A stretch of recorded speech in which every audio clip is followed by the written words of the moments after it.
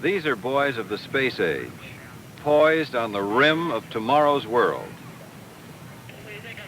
They speak the jargon of spaceflight. More important, they understand it. They thrill to model rockets that streak skyward several thousand feet in seconds, just as their older brothers and their dads thrilled to model planes. I'm Peter Hackus, space reporter.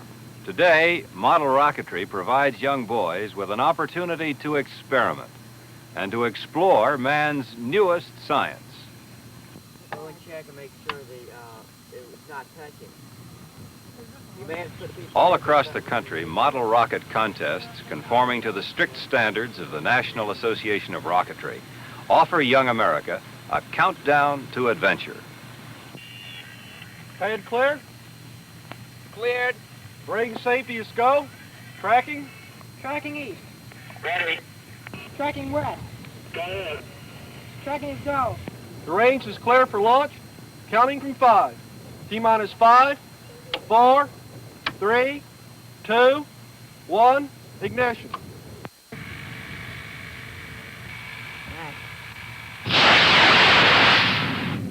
Man, this one's headed for the moon. What I'd like to know is how the astronauts eat. How do the astronauts eat? A good question, a basic question, and one that's asked many times by many people.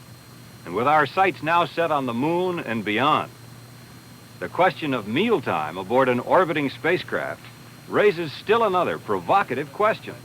How many meals to the moon?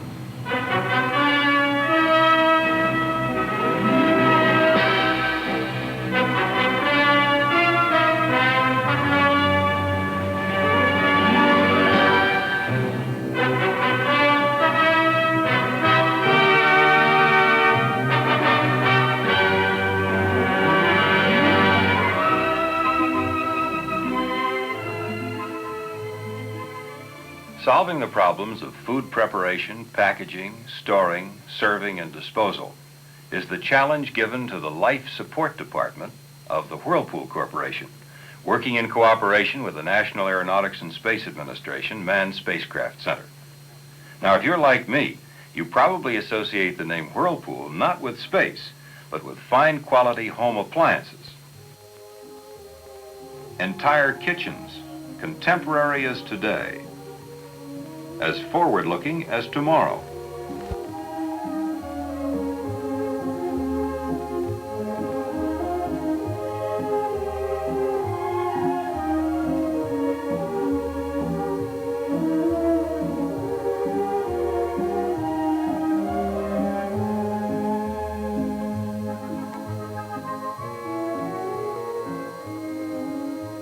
With that kind of know-how, it's small wonder that Whirlpool is uniquely suited to feed America's astronauts. Its space food management system was thoroughly tested and proved in the Gemini program, during which our astronauts lived in space for lengthy periods, performed daring maneuvers requiring peak physical condition,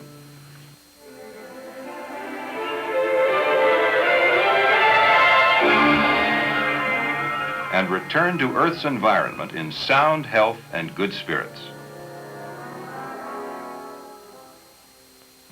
Now, with the Apollo program, the way is open to the moon and beyond.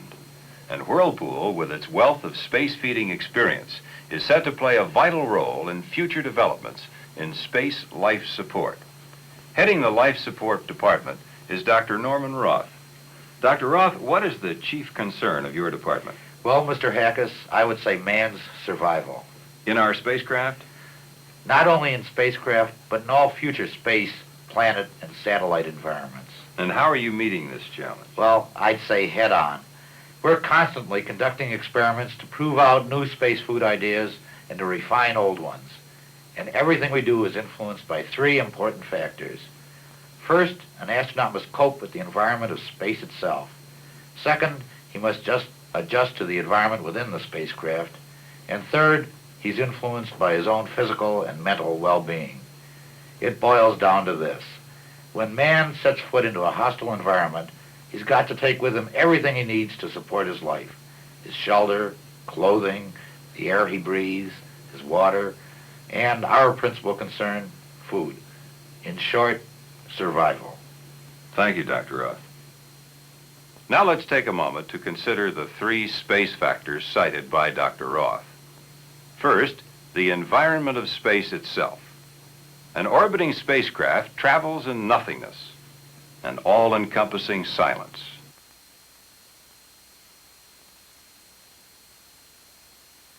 No air, no gravity, no up, no down. That makes orientation to familiar base points somewhat difficult. Explorers have always had to wrestle with the problem of how to pack sufficient food for their ventures. Space exploration is no different. Within the spacecraft, volume and weight limitations are extremely critical. Food supplies must be lightweight, compact, and carefully fitted in. For the three-man crew of the Apollo mission, enough is needed for a 14 to 16-day flight, and the food must not require refrigeration or cooking. The space food system has to be reliable under the millions of pounds of thrust during acceleration. And it must withstand space vacuum as well as cabin decompression.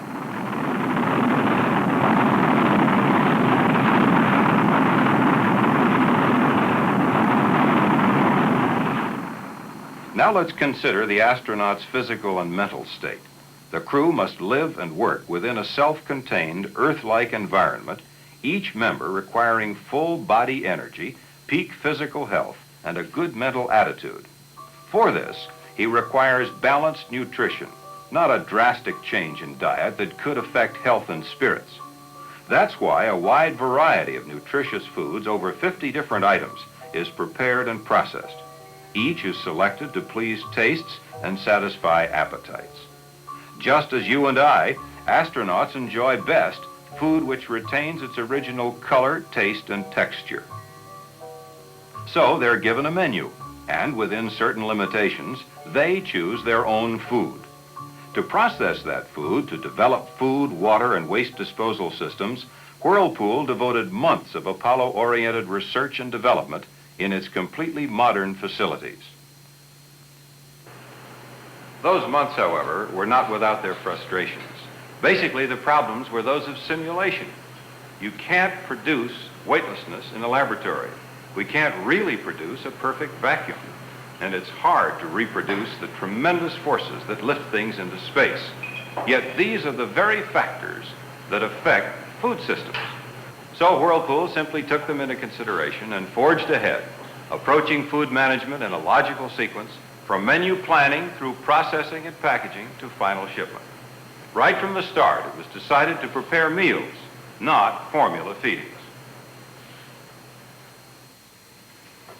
Although the emphasis is on meals, mealtime as we know it takes on quite a different aspect in space. Because of the attention-demanding nature of their work, the concentration needed, crew members do not eat at the same time. Although a spacecraft orbits the Earth in about 90 minutes, going from night to day to night again with bewildering rapidity, the traditional concept of breakfast, lunch, and dinner is retained. Menus are planned on the basis of manned meals per day. For example, day 2, meal B, is lunch, with each crew member's meal individualized. Here's a 4-day basic menu cycle, providing about 2,500 calories per day. Let's check out meal C, day 1, before processing for space travel.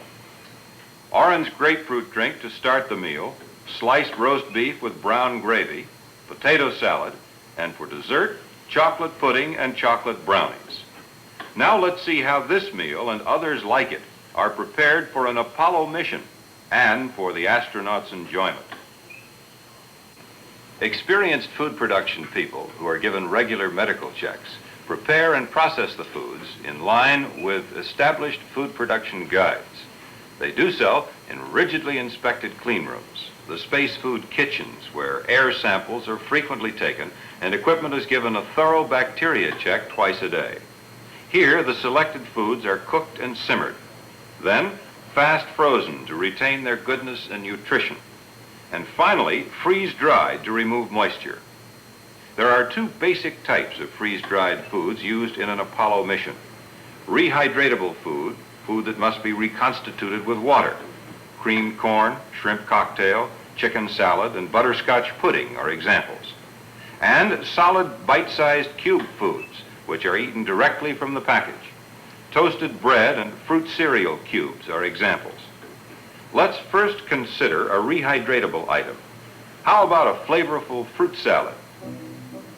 The fruit is diced carefully so as to retain texture. Plump Michigan peaches and pears from the heart of America's fruit belt are mixed with pineapples and cherries. The fruits are then blended, a flavor blend, a color blend. Next, the fruit salad is weighed to exact portion size, then molded into bars for convenient packaging.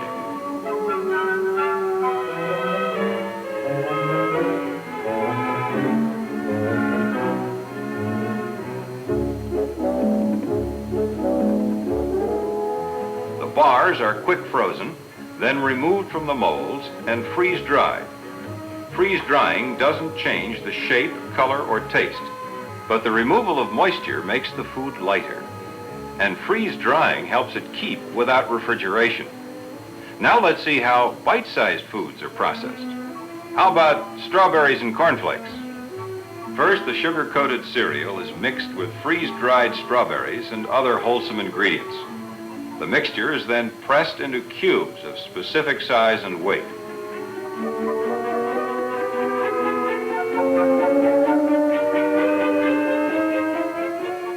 Each cube is checked carefully for go or no-go. Then, each is hand-dipped into a special gelatin coating designed to hold crumbs to a minimum.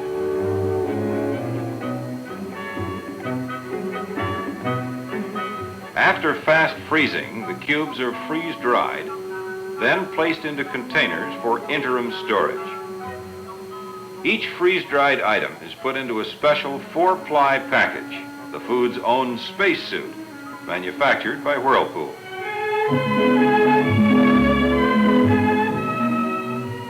The inside layer is food compatible. In other words, it doesn't affect quality and taste. A second layer provides overall burst strength. A third is a vapor barrier to prevent seepage of gases and liquids. And the outside layer is the final seal for the package. The packages are vacuum sealed automatically. All air is removed so that packages cannot burst if subjected to a vacuum. Quality control? Absolutely. Here, the processed space food is checked and tested many times daily. For example, bacteriological tests are made, checking for bacteria and other contaminants. A careful test for undesired moisture is made by heating previously weighed food, then weighing it again to check if there's an appreciable difference. Headspace in storage containers is spot checked for oxygen. Its presence would spoil the food. To make sure that appetite appeal remains high, that the food tastes good, this panel tests flavor and texture by a perfectly good system, eating. Yes, at Whirlpool, the space food countdown begins and ends with quality control. With all systems go, the space food packages are then assembled into meal units. Next, the meal units are overwrapped into man meal packs according to the planned day-by-day menus. These man meal packs are ingeniously color-coded to identify each astronaut's individual menu. The color-coded packs are then placed in spacecraft food storage compartments that conform to the shape of the command module. Finally, the compartments are readied for shipment, either to the Manned Spacecraft Center in Houston for astronaut training, or, when an Apollo mission is scheduled, directly to the launch site. As the meals arrive in their storage compartments, they are loaded aboard the Apollo command module and stowed in the special area provided in the crew compartment. Enough food can be stowed here for the Apollo mission 3-man crew. Compared to Gemini, the Apollo command module provides a lot more room and what might be called its own galley in the food preparation area. Position 0K, azimuth 0, elevation 0.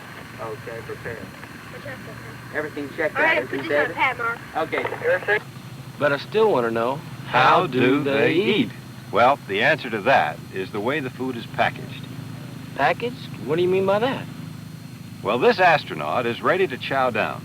And being in a zero-gravity condition, it'll be like trying to eat while floating weightless. Once in orbit, when the crew compartment is pressurized, he can stow his spacesuit and do his work and eat in his constant wear garment. First, he removes his own color-coded man meal package. He's decided to start off with a fruit salad, like the one we saw prepared earlier.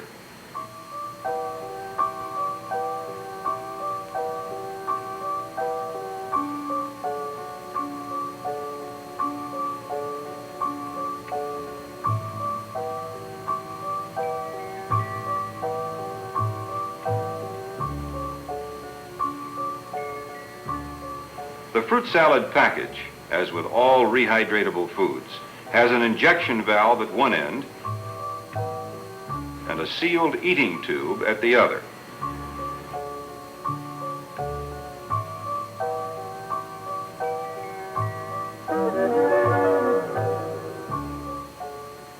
Now he's set to add water in order to reconstitute the food.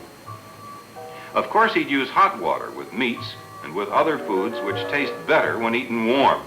But this being fruit salad, he inserts the cold valve nozzle of the metered dispenser into the package and injects cold water. He knows exactly how much to add because it's printed on the package label. As he removes the package, the valves in the water dispenser and the package seal themselves, preventing any spillage. Now, using the package as a flexible mixing bowl, he allows it to soak for the time noted in the instructions. The rehydrated fruit salad is now ready to be eaten and enjoyed. Because he has no dishes or silverware, he must also use the package as a food dispenser in this zero-gravity stage. It's simple. He just squeezes the food into his mouth through the eating tube. He eats his entire meal in this fashion, other fruits, meats, and vegetables. And then for dessert, gingerbread. He doesn't have to prepare this bite-sized food. He eats it in a normal fashion. He keeps his mouth closed while chewing, however, so that no crumbs can float away. A loose crumb, if inhaled, could cause choking or might cause malfunctions in the sensitive electronic equipment. After eating, he inserts a special germicide pill into each package that contained rehydratable foods. This retards bacteria growth and odors from any leftover foods. He then stores used packages in the waste storage space.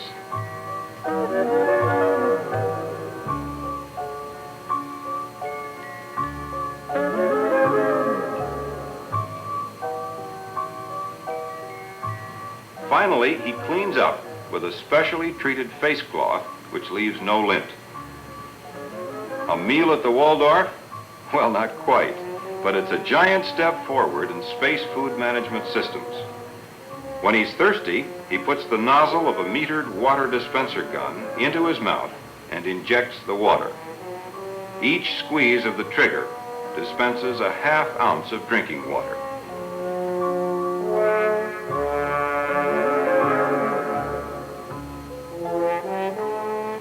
And between meals, this space pioneer of today may chew a stick of sugarless gum to tide him over.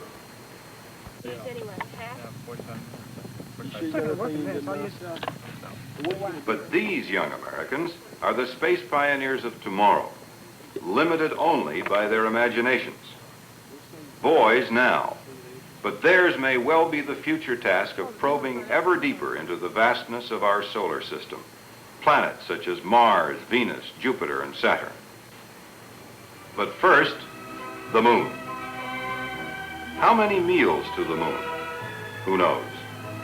But one thing is certain. Whirlpool will be in the vanguard of life support, making sure that our astronauts will continue to enjoy appetizing and nutritious meals as they venture forth into yet undiscovered and uncharted regions of the universe.